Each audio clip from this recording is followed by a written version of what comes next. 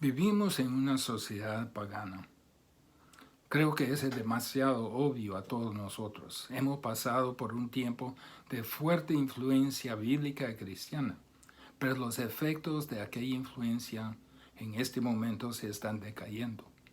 Las personas todavía asisten a cultos religiosos. Dicen que creen en Dios si les pregunta, pero existe un ateísmo pragmático, una moralidad relativa a la situación.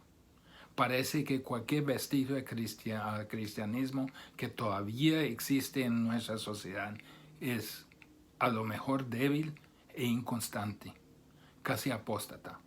Parece que vivimos más bien en una era post-cristiana. Queremos decir que somos cristianos, solo que no queremos comprometernos a lo que es el cristianismo en sí. Nuestro cristianismo se ha vuelto vacío, hueco, bonito por fuera, pero vacío por dentro. Claramente somos paganos, pero ponemos la máscara de la religión. Parece que la sociedad también ha adoptado una agenda anticristiana. Todo lo que es por definición bíblico o cristiano se está barriendo bajo estandartes de derechos o de una libertad moral, etc.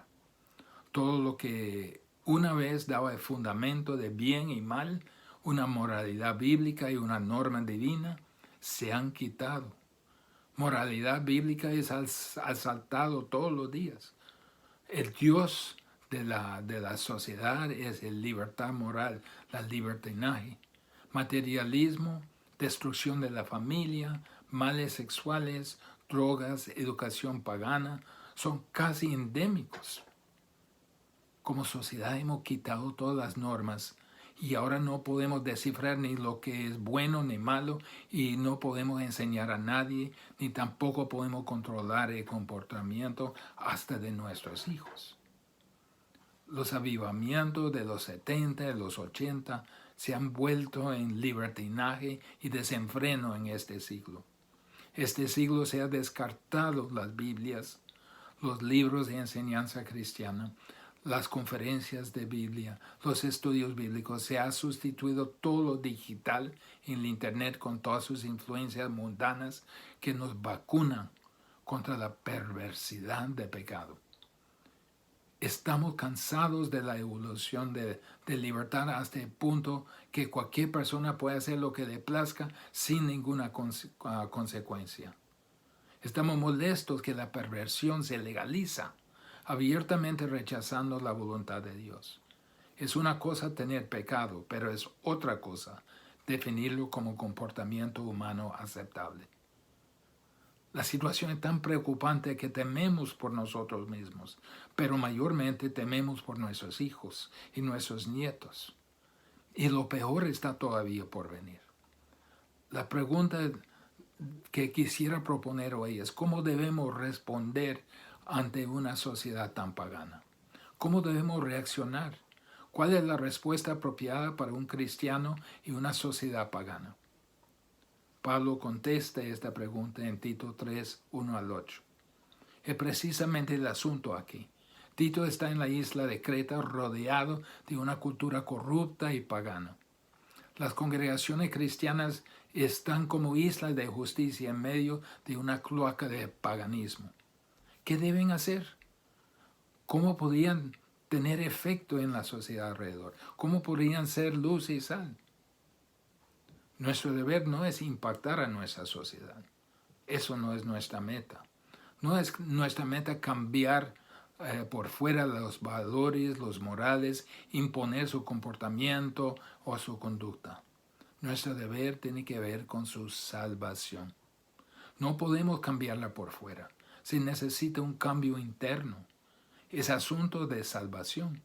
Y cada vez que la iglesia inmiscuye en la política, se produce un efecto negativo en su misión de evangelización. Detrás de nuestra proclamación de mensaje de salvación debe haber una manera de vivir, el tipo de vida que hace creíble nuestro mensaje. Es exactamente lo que Pablo nos ha dicho en los primeros 2 capítulos de Tito. Es importantísimo la manera que se conduce en el mundo. Queremos que el mundo sepa que Dios es un Dios que salva, que es un Dios que transforma a la persona. ¿Y cómo podemos convencerlos de ello? Por mostrarle nuestras vidas transformadas. Debemos mostrar el poder de Dios para salvar. En capítulo 3 de Tito, Pablo exhorta a cómo debemos vivir entre personas que no conocen a Cristo, cómo debemos vivir en nuestra cultura. Si el poder de Dios para salvar se manifieste, tiene que manifestarse entre cristianos y no cristianos por igual. Pablo supo lo que era vivir en una cultura totalmente pagana, un mundo de desigualdad abusiva y mortal. Supo lo que era una cultura de tiranos, dictadores arbitrarios, quienes eran matones además. Supo lo que era estar bajo liderazgo abusivo, estar inundado en una sociedad empapada de perversidad sexual. La gente pagaba impuestos onerosos, pagados a cobradores que eran extorsionistas, y si alguien se quejaba simplemente los mataba. Su mundo estaba lleno de terroristas, ejecutando los que habían actuado en su contra. Aún los judíos tenían los celotes, sicarios que portaban dagas y acercaron desde atrás a los oficiales en Israel y los mataban a puñaladas. La muerte y terrorismo estuvieron por todas partes.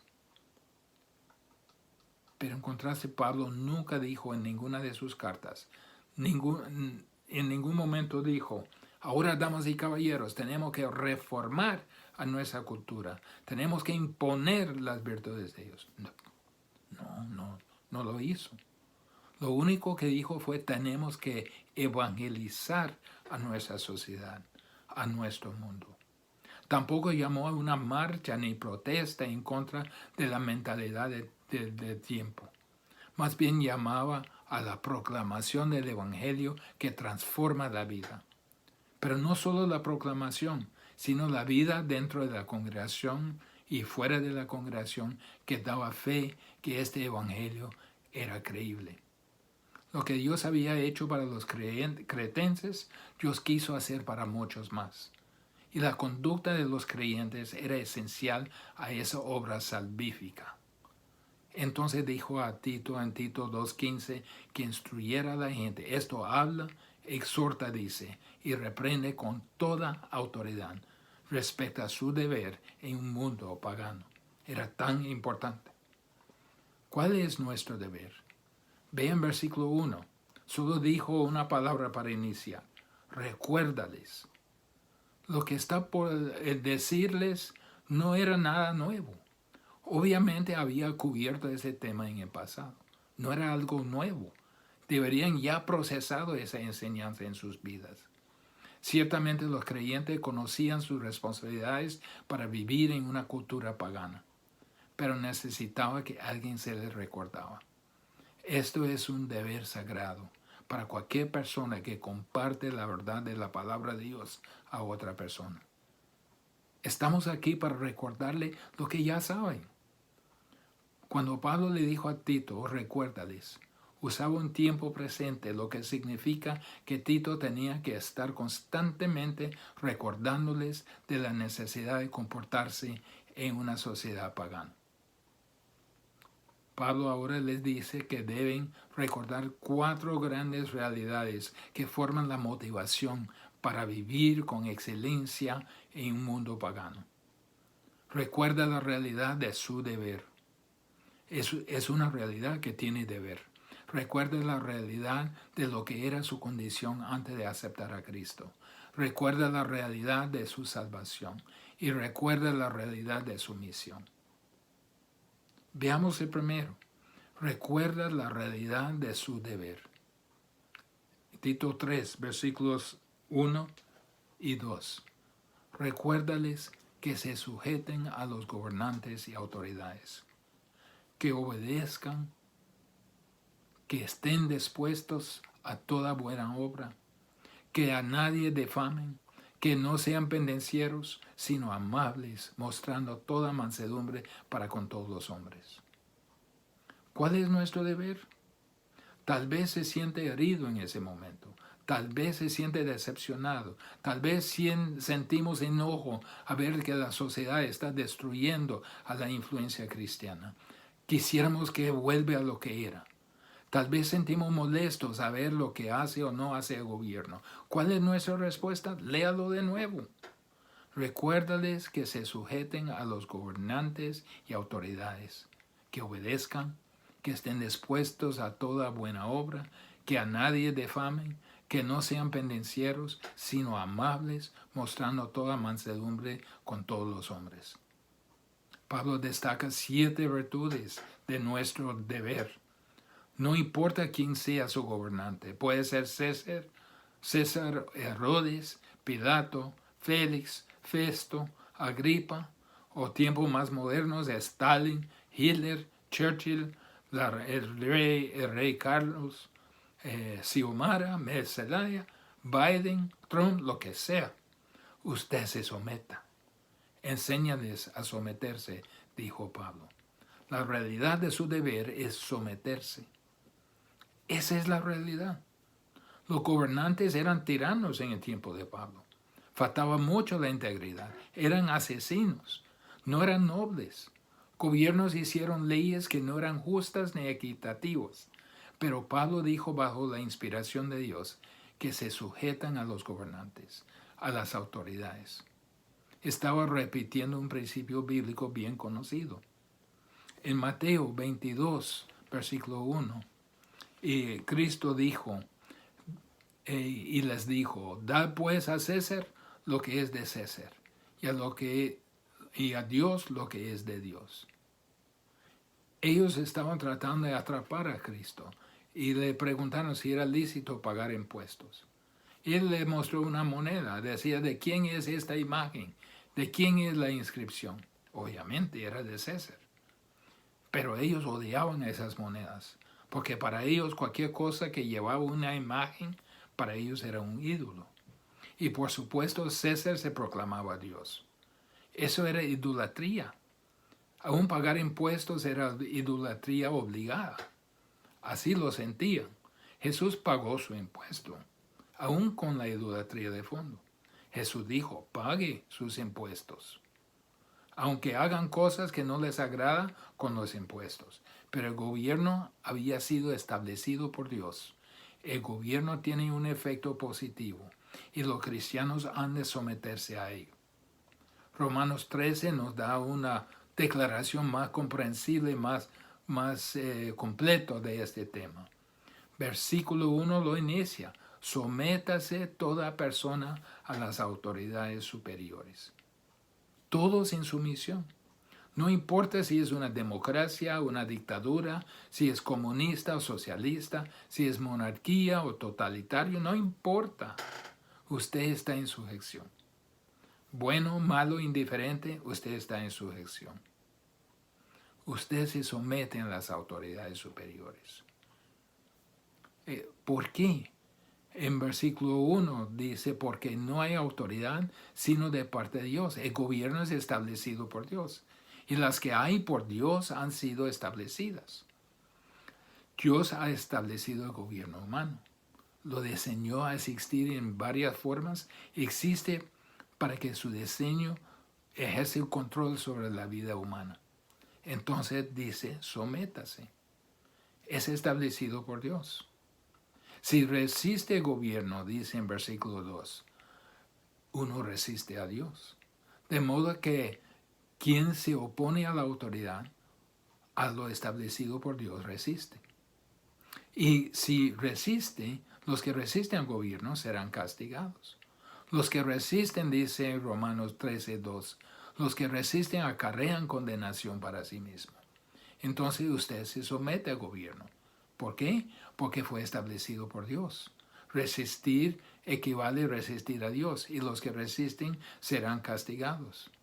El diseño del gobierno es para restringir lo malo, porque los magistrados no están para infundir temor al que hace bien, sino al malo.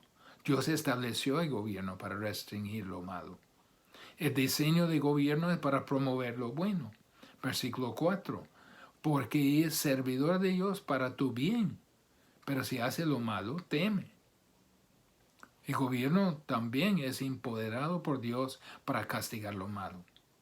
Dice porque en versículo 4, la última parte, porque no en vano lleva la espada, pues es servidor de Dios, vengador para castigar al que hace lo malo.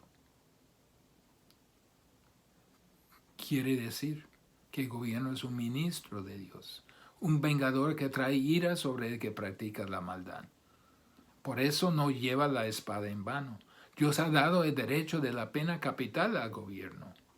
Eso es lo que significa llevar la espada. Uno debe someter al gobierno por causa no solo de castigo, sino por causa de la conciencia.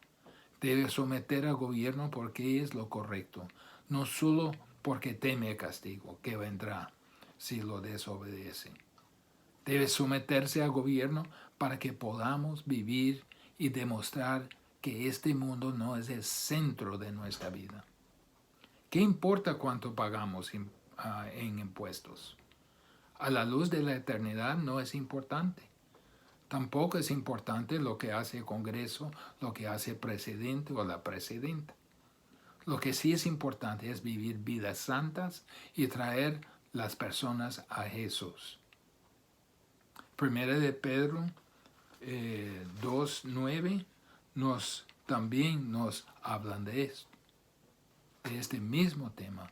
Mas vosotros sois linaje escogido, real sacerdocio, nación santa, pueblo adquirido por Dios, para que anunciéis las virtudes de aquel que os llamó de las tinieblas a su luz admirable.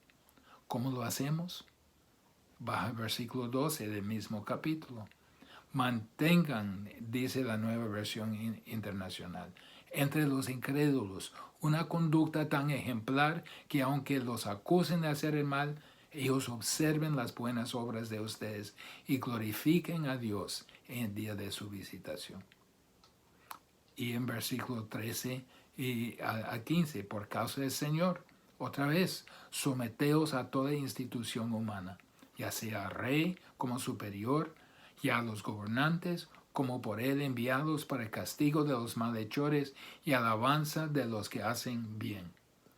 Porque esta es la voluntad de Dios, que haciendo bien hagáis callar la ignorancia de los hombres insensatos.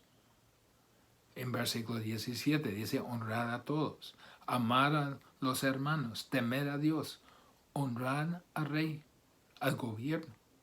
La realidad de su deber es de someterse.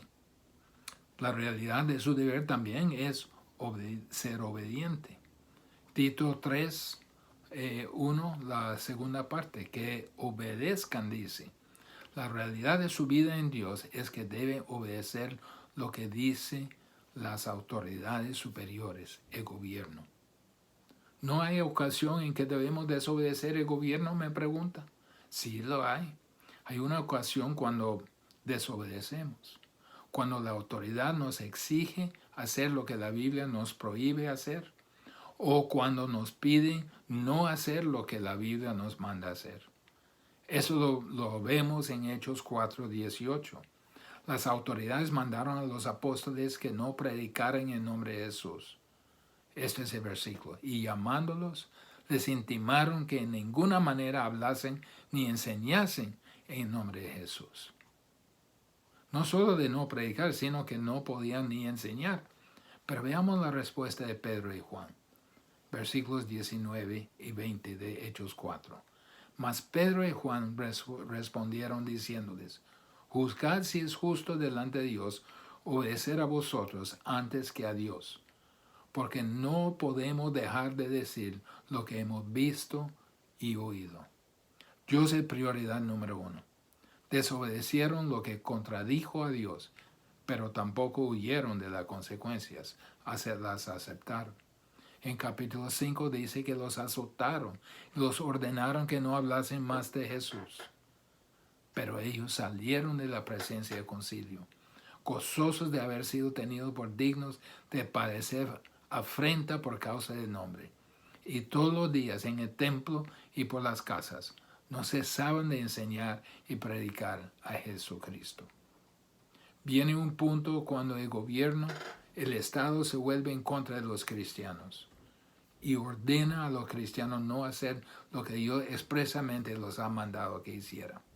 En ese momento tenemos que obedecer a Dios y sufrir la consecuencia, sea prisión o aún la muerte. La única ocasión que podemos desobedecer es cuando se nos prohíbe algo que Dios nos manda hacer o se nos exige hacer algo que Dios nos prohíbe hacer. En todas las otras ocasiones, nuestra vida debe caracterizarse por obediencia, por ser los mejores ciudadanos. La realidad de nuestro deber es que seamos obedientes. La realidad de su deber también es estar dispuesto para hacer todo lo que sea bueno. Recuerda, les dice, que estén dispuestos a toda buena obra. Ese es lo que podemos llamar bondad agresiva. No es crujir los dientes con determinación de aguantar una situación desagradable. Más bien es una disposición interna. La palabra dispuestos indica tener ganas de hacer algo, ganas de hacer cualquier cosa posible que sea bueno. Debemos ver la vida sin importar qué tan volátil sea la cultura contra el cristianismo, sin importar tan sumergido que sea la cultura en la idolatría y pecado. Y debemos proseguir las cosas que sean buenas. Gálatas 6:10 dice, así que según tengamos oportunidad, hagamos bien a todos y mayormente a la familia de la fe. La realidad de su deber también es que no defamen a nadie. Que a nadie defame, dice. Ni una sola persona es la idea. La palabra difamar viene de la idea de blasfemar. Significa calumniar o tratar con desprecio. Nosotros debemos confrontar al pecado. Podemos confrontar al pecado. Podemos confrontar al pecador por causa de su pecado. Debemos llamar al arrepentimiento del pecado, pero no bajamos al nivel de calumniarlo, de blasfemarlo, de maldecirlo, ni hablar de él con desprecio a las personas. Eso no es la manera que actuamos como cristianos. No nos gusta lo que hacen, pero debemos recordar la condición en que ellos se encuentran. ¿No se acuerda que son cegados por el Dios de este mundo? ¿Cómo espera que actúe la persona inconversa? Actúa como inconverso. Actúan bajo la influencia de Satanás y su sistema mundano y llevan a cabo la única agenda que ellos pueden comprender. No es aceptable calumniarlos. Oremos por ellos. Eso es lo que Dios quiere que hagamos. Orar por ellos. 1 Timoteo 2:1 y 2 dice, exhorto ante todo a que se hagan rogativas, oraciones y peticiones y acciones de gracias por todos los hombres, por los reyes, por los que están en eminencia, para que vivamos quieta y reposadamente en toda piedad, honestidad. Debemos orar que Dios obre en su vida y que los salve. La realidad de nuestro deber es de no ser los que pelean. Que no sean pendencieros, dice Pablo en Tito 2, Tito 3, versículo 2. No debemos ser los que pelean. No debemos pelear sino ser amables. No debemos pelear con el gobierno ni con los líderes. Nuestra actitud no es ser de combate. Eso no es nuestro fin. No somos de este mundo. Esto ni es nuestro país. Somos ciudadanos del cielo. Aquí estamos solo transitando. Aunque sea fácil molestarnos con lo que pasa en la cultura pagana en derredor nuestro, de los ataques a la moralidad, de desprecio hacia Dios, de aparente dominio de Satanás en los asuntos de este mundo, no debemos ser contenciosos. A transitar este mundo, lo único que podemos hacer es extender la mano por la gracia de Dios, tocar alguna vida con el Evangelio que salva y transforma, por lo que decimos y por lo que vivimos. También dice la realidad de nuestro deber es que seamos amables. Significa ser razonable y paciente. Debemos ser bondadosos, considerados de la debilidad humana, pacientes con las personas que no son creyentes. No debemos ser combativos, contenciosos, hostiles, enojados, sino caracterizados por ser dulcemente razonables. Mostrar bondad con gracia, que seamos tiernos. Otro aspecto de la realidad de nuestro deber es que seamos mansos, mostrando toda mansedumbre para con todos los hombres. Esa es la misma palabra que usan las bienaventuranzas, mansedumbre. Es poder bajo control, no insistiendo en nuestros derechos, nunca peleando por nuestros derechos. No queremos derechos específicos en esa sociedad pagana. No entramos en la contienda para derechos o prestigio en este mundo. Solo viviremos para Cristo, venga lo que venga.